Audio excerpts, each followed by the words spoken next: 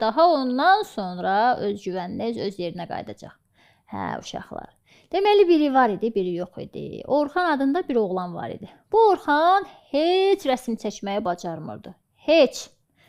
Rəsm dərsi gələndə çox pis olurdu ki, mən heç nəyi bacarmıram, bu rəsm dərsini niyə çıxardıblar, mən rəsm dərsi istəmirəm, deyə öz-özünə narazı halda deyinirdi. Və onların bir çox gözəl rəsm müəllimi var idi.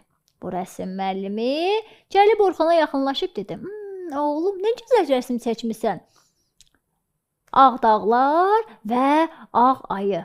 Çox gözəldir.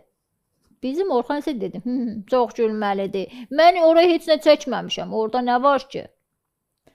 Bizim rəsm müəlliməsi dedi, deməli, sən heç nə çəkə bilmirsən? Bir dənə nöqtə qoysan və davamı gedəcək. Bizim Orxan da başladı bir dənə nöqtə